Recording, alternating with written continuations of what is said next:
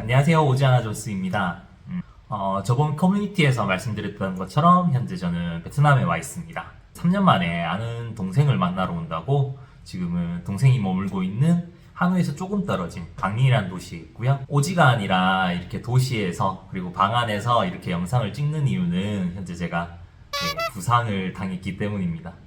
이게 오토바이를 이제 알아보러 다니고 있었는데 계단에서 넘어지는 바람에 이쪽 손으로 이제 무게가 다 실렸나 봐요. 그래서 이쪽 손이 좀 지금 상태가 좀 안 좋아요. 지금 피멍 들고 이래가지고 지금 여기 파스로 가려져 있긴 한데 며칠 휴식이 필요하다고 말씀하시더라고요. 그래서 여러분에게 이렇게 된 거 혹시나 이제 동남아에 와서 오토바이로 여행을 하시려는 분들을 위해서 도움이 되고자 영상을 올리게 되었습니다.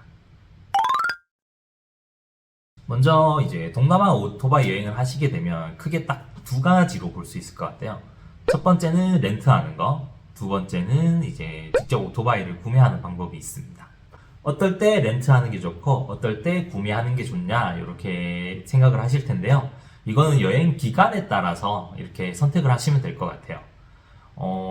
단기 여행의 경우에는 당연히 렌트하는 게 이제 맞다고 생각을 하고요.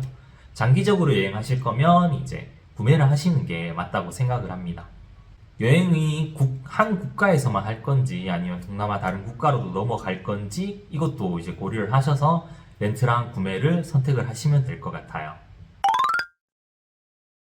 렌트는 이제 여행하러 가셔서 렌트를 하시는 거니까 이제 대부분 여행자 거리 아니면 이제 그런 쪽에 호텔에 머물게 되실 텐데요. 숙소에서 나와서 조금만 걸으면 주위에 이제 오토바이를 렌트한다고 보이는 샵들이 많이 보이실 거예요. 그래서 그쪽에 가셔서 렌트를 하시면 되고요. 렌트할 때 필요한 건 여권이랑 이제 렌트를 하기 위해 필요한 돈입니다. 면허증은 안 봐요. 그래서 좀 위험하긴 한데, 네. 그렇게 렌트를 하실 수가 있습니다. 렌트는 이제 기간이 있죠. 이제 하루만 렌트하면 렌트 가격이 가장 비싸고요. 일주일 렌트한다 그러면 일주일 하게 되면은 이제 할인이 적용이 돼요. 그래서 원래 뭐 10,000원에 빌렸다면 뭐 9,000원, 8,000원 이렇게 내려가는 거죠. 그래서 이제 뭐 한 달, 뭐 한 달 반, 두 달 뭐 이렇게 빌리시면은 점점 할인율이 강해지거든요. 물론 이거는 딱히 붙어 있거나 정해진 데는 잘 없어요. 웬만하면 이제 하루에 얼마를 붙여 놓거든요. 그래서 가셔가지고 직접 대화를 하시면서 협상을 해서 가격을 낮추시면 되고요.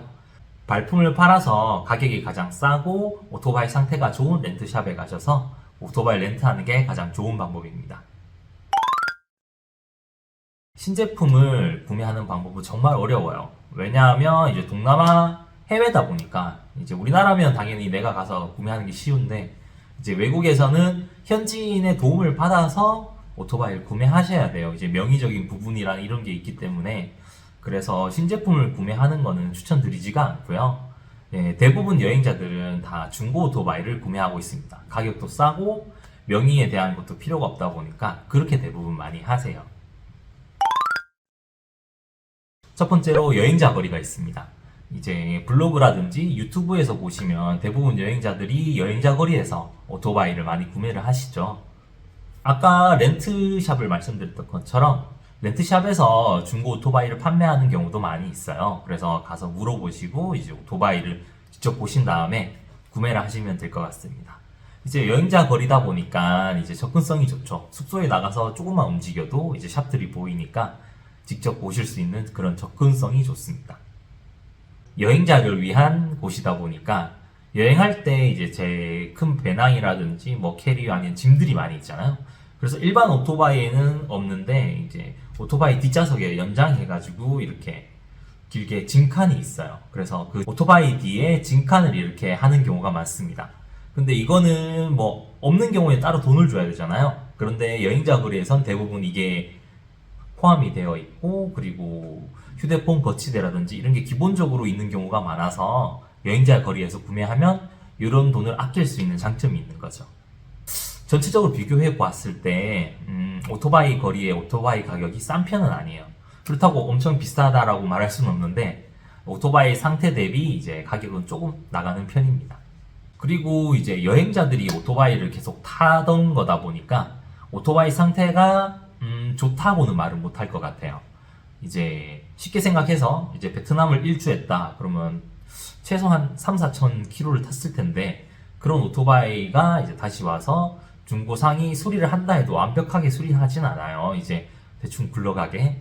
그렇다 보니까 상태가 좋지 않고, 만약에 이제 다른 나라까지 일주를 해버렸다 그러면 뭐 한 8천만 킬로 뭐 이렇게 탔을 텐데, 과연 그 분이 진짜 오토바이를 좋아하시는 분이라면 정말 관리를 잘했겠지만, 대부분 저처럼 여행자는 오토바이 관리를 할 줄 잘 몰라요. 그리고 이제 여행자들은 돈이 없기 때문에 이제 장고장에 대해서는 크게 신경을 안 쓸 수도 있고, 그렇다 보니까 오토바이 상태가 좋다고는 말을 못 드릴 것 같아요.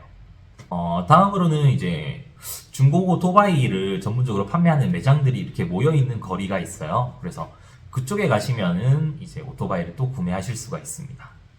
일단 오토바이 중고 매장을 가면 가장 큰 장점은 오토바이 종류가 정말 많아요.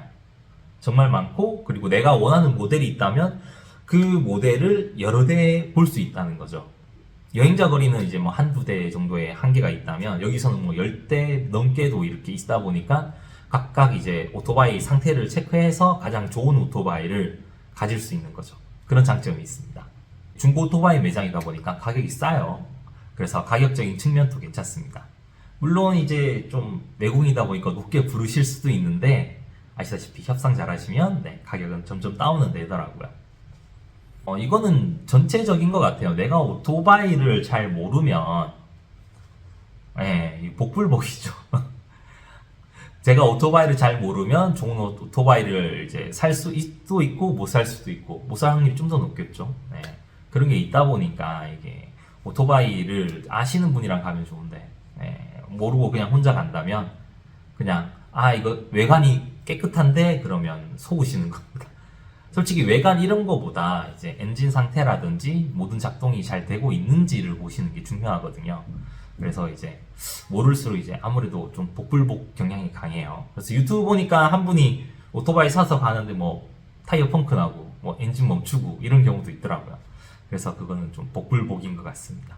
아까 여행자 거리는 가까웠잖아요. 근데 중고 매장 거리까지 가기 위해선 조금 교통비를 이제 투자를 하셔서 가셔야 돼요. 그렇다 보니까 이제 접근성이 조금 떨어지죠.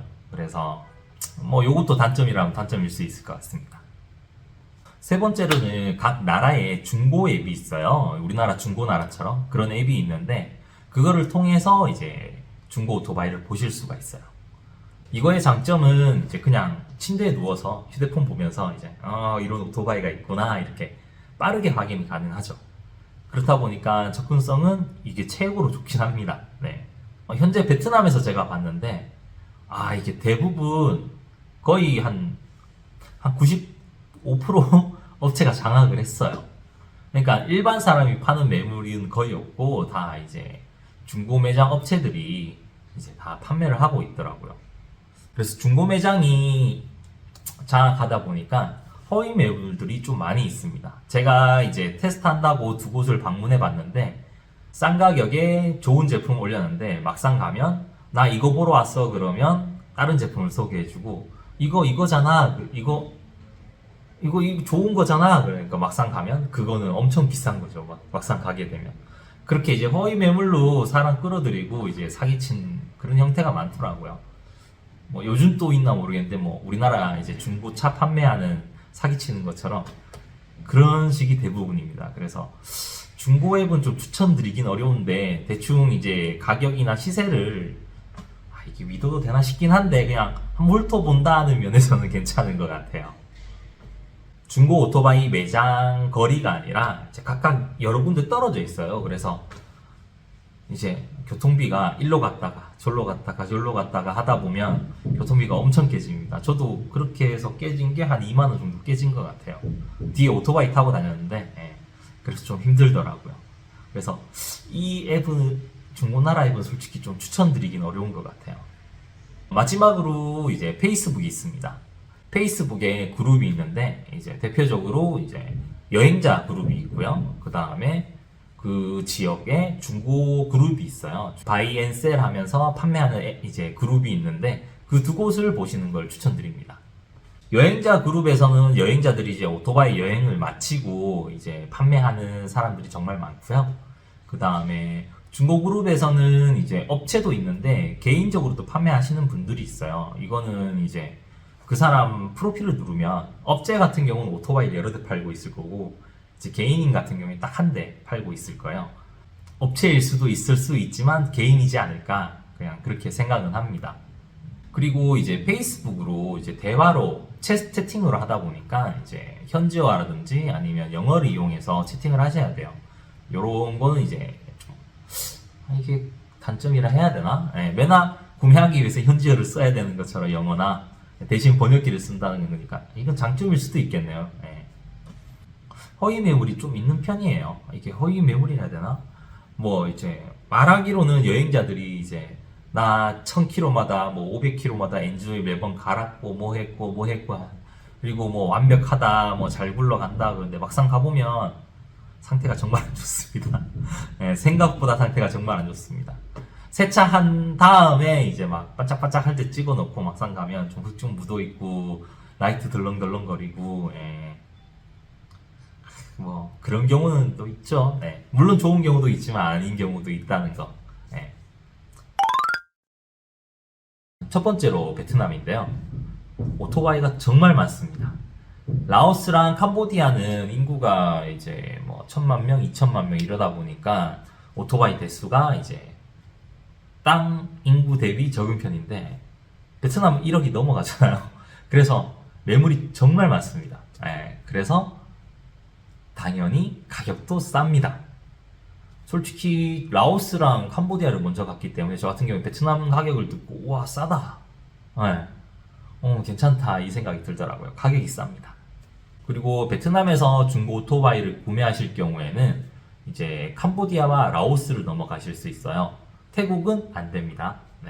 캄보디아, 라오스를 넘어갈 수 있으니까 대부분 이제 세계 여행 또는 동남아를 일주하시는 분들이 베트남에서 오토바이를 사서 캄보디아 갔다가 라오스 갔다가 라오스에서 오토바이를 팔고 태국으로 넘어가거나 아니면 다시 베트남으로 와서 팔고 이제 다시 한국으로 가시는 경우가 많더라고요.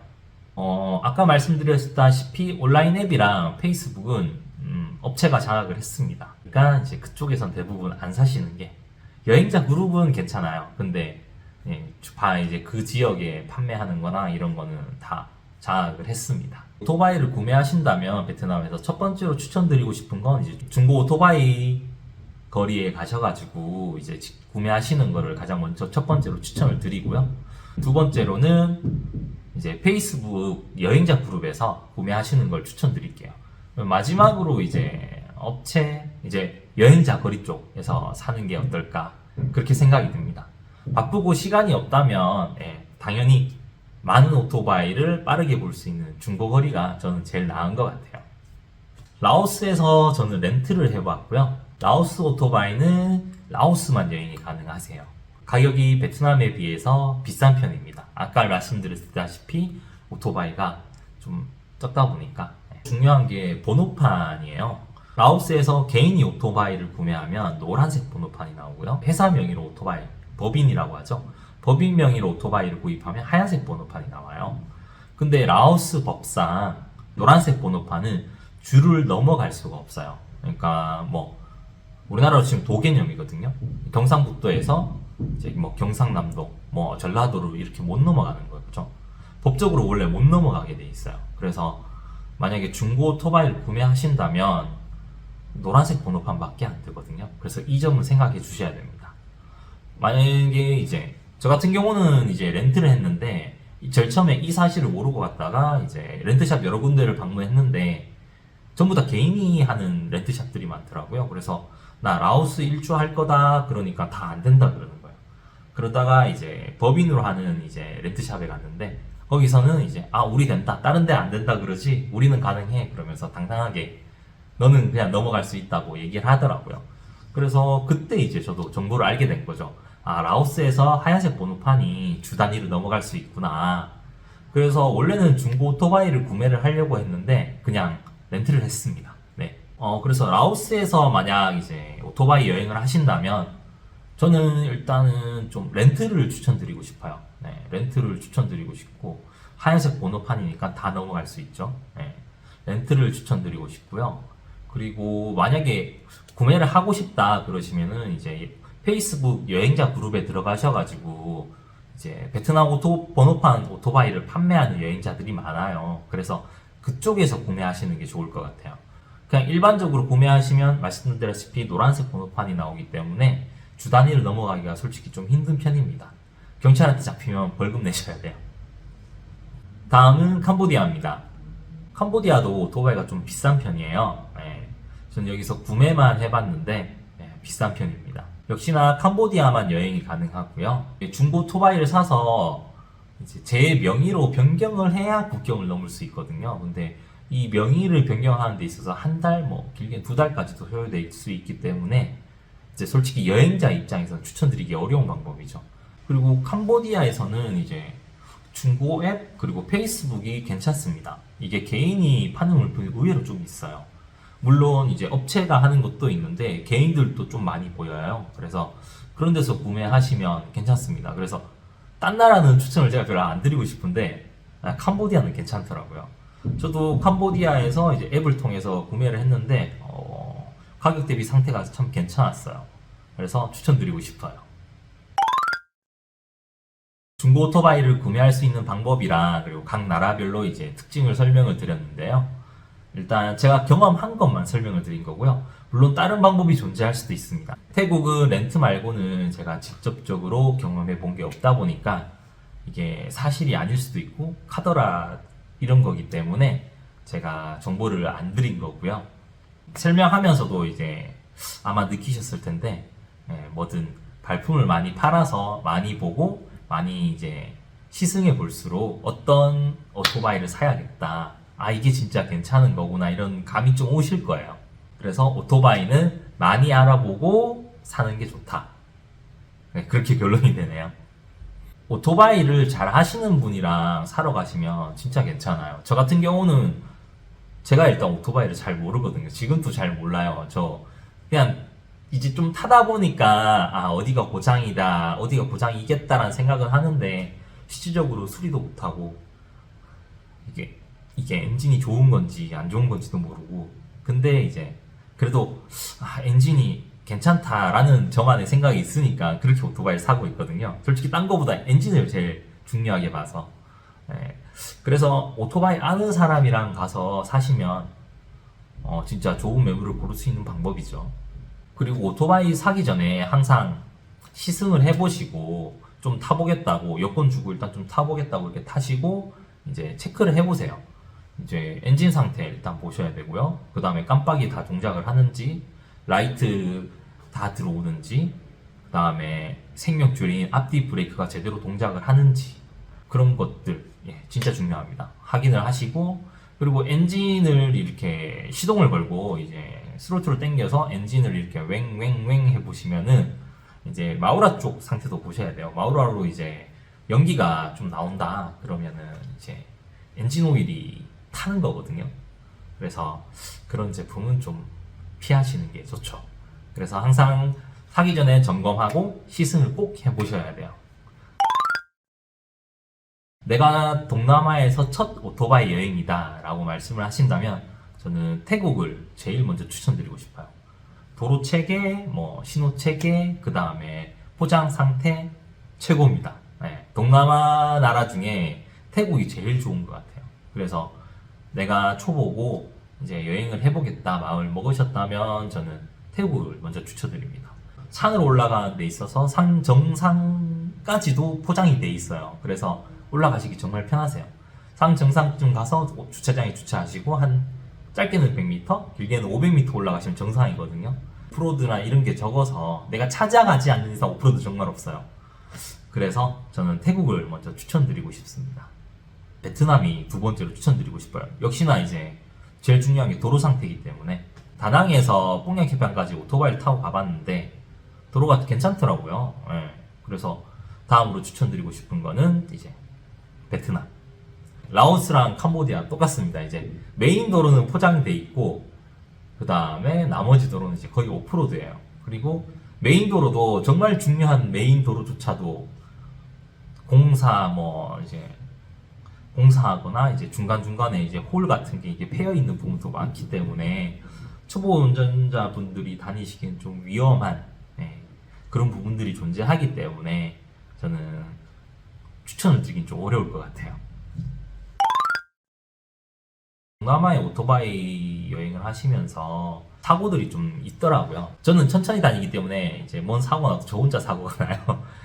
이러나 저러나 안전이 제일 중요합니다. 그래서 항상 강조하고 싶은 부분은 여행이고 우리나라가 아니다 보니까 이제 만약에 오토바이 사고 났다. 그 다음에 뭐 차랑 박았다. 뭐 이런 경우에 진짜 난감해지거든요. 내 몸이 이제 첫 번째로 가장 큰 문제고, 두 번째로는 이제 차후에 해결할 문제들. 이제 이러나 저러나 인명피해가 났을 수도 있으니까. 뭐 그런 게 해외다 보니까 더 어려워요. 그리고 현지말을 잘 하지 않는 이상 진짜 어렵겠죠. 그러니까 첫째도 둘째도 안전하게 운전하는 게 이게 진짜 최우선인 거 아시죠? 네.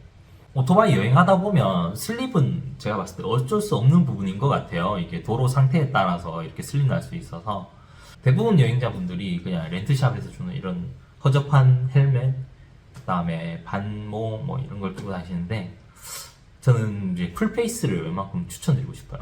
실질적으로 예를 들자면 이제 얼마 안 됐죠. 빠니보틀 여행에서 이제 노홍철 씨가 다치셨는데 이제 안면부가 다치셨잖아요. 이게 앞에 가리는 것만 실드만 있었어도 아마 이쪽은 안 다치셨을 거예요. 이쪽 부분도 있고 그 다음에 슬립 나면 이제 대부분 옆으로 이렇게 넘어지잖아요. 이렇게 잘 가다가 오토바이 이렇게 휙 넘어지는 거죠, 옆으로. 그러다 보니까 이쪽이 이제 이제 도로에 이제 쭉 밀리면서 가거든요. 그래서 넘어지시면은 이쪽 부분을 보호를 해야 되는데 여기 반모 쓰시면 귀 오픈돼 있죠, 지금. 이런 거 위험합니다. 그래서 이제 되도록이면은 풀페이스 헬멧이라고 하죠. 전체적으로 이제 완전 가리는 풀페이스 헬멧을 추천드리고 싶어요. 그러면 이제 얼굴 쪽은 다 보호가 되는 거죠. 네, 진짜 중요하거든요. 이제 그리고 뭐 뻔한 말이지만 가속하지 마라, 양보 운전해라, 항상 주의를 살펴라, 이런 뻔한 얘기들, 그런 것도 있죠. 근데 정말 중요해요. 이게 어쩔 수 없는 것 같아요. 정말 중요합니다. 강조드리고 싶은 거는 이제 야간 운전은 되도록 안 하셨으면 좋겠어요. 중고 오토바이로 샀는데 라이트 상태가 그렇게 좋지 않거든요, 생각보다. 그래서 밤에 시야가 좁다 보니까 주변의 위험 상황들을 인지하기가 어려워요. 그래서 저는 야간 운전은 진짜 추천을 안 드립니다. 그리고 이제 동남아 특성상 야간 운전을 하면 이 오토바이 라이트를 보고 날파리들이 엄청 와요. 그래서 막 날파리가 막 헬멧에 다 묻습니다. 근데 만약에 이게 뚜껑 없는 거다 그러면 얼굴이 다 날파리인 거 아시죠? 네.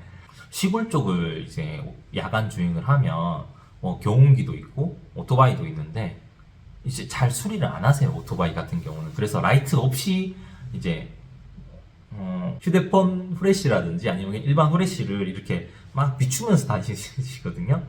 그래서 좀 위험합니다. 일반 사람도 이렇게 걸어 다니니까 이게 오토바이인지 사람인지도 모르겠고, 그리고 경운기나 뭐 트랙터 이런 거 같은 경우도 불이 안 들어올 경우에 뒤에 반사판을 해놓으시면 좋은데 안 하신 경우도 있어요. 그래서 오토바이 타고 가다가 근처 가서야 그게 보여요. 그렇다 보니까 진짜 큰 사고로 이어질 수가 있어요. 그래서 야간 운전 위험합니다. 마지막으로 이 야간 운전이 위험한 이유는 이제 제가 캄보디아에서도 그랬고 라오스에서도 그렇고 밤에 운전하는데 박쥐가 날아가요. 박쥐는 좀 크잖아요. 그래서 한 번은 박쥐가 이제 이제 스쳐서 이렇게 탁 맞았는데 와 진짜 아파요, 진짜. 예. 그래서 야간이다 보니까 그런 위험이 있어요. 그래서 야간 운전은 진짜 추천드리고 싶지가 않아요. 뭐 어디 관광지를 가서 밤에 늦은 시간에 오토바이 운전하시는 것도 안 좋거든요. 이제 서양 애들 이렇게 나왔는데 막 마약하고 술에 찌들어가지고 막 운전해요. 나와가지고 진짜 위험합니다. 걔네들 진짜 위험합니다. 네. 막 달려오는데 저랑 박을 뻔도 하고 막 그렇더라고요. 그래서 추천드리고 싶지 않습니다. 네. 이렇게 영상을 정리해 봤는데요. 네. 어떻게 좀 도움이 되셨나 모르겠어요. 이게 부상만 아니었다면은 조금 더 이렇게 생생한 화면으로 여러분한테 소개를 해드렸으면 참 좋았을 텐데 이 점은 정말 죄송하게 생각을 하고 있습니다. 그리고 이번에 베트남을 돌고 태국을 돌아서 이제 완벽한 이제 오토바이 구매에 도움이 되는 영상을 올릴 수 있도록 할 예정이고요. 제 영상을 보면서 궁금한 점이 있다거나 아니면 이거는 꼭 물어봤으면 좋겠는데 뭐 그런 사항이 있으시면은 댓글로 남겨주세요. 제가 이번 여행은 좀 여유가 있게 다닐 예정이라서 여러분한테 댓글로 충분히 설명해 드릴 수 있을 것 같아요. 그러니까 댓글 남겨주시면 뭐 댓글도 괜찮고 이제 메일로라도 주시면은 제가 좀 설명을 자세하게 드릴 수 있도록 노력해 보겠습니다. 저 말고도 이제 동남아 오토바이 여행자 그룹이 있어요. 카톡방이. 그래서 그쪽에 문의하셔도 많은 정보를, 저보다 더 고수분들이 정말 많으세요. 그래서 그쪽에 많은 정보를 얻으실 수 있고요. 질문을 하실 때 이제 두리뭉실한 질문이 아니라 명확하게 딱딱딱 끊어서 해주시면은 진짜 자세하게 답변해 주세요. 그러면 영상 마치겠습니다. 감사합니다.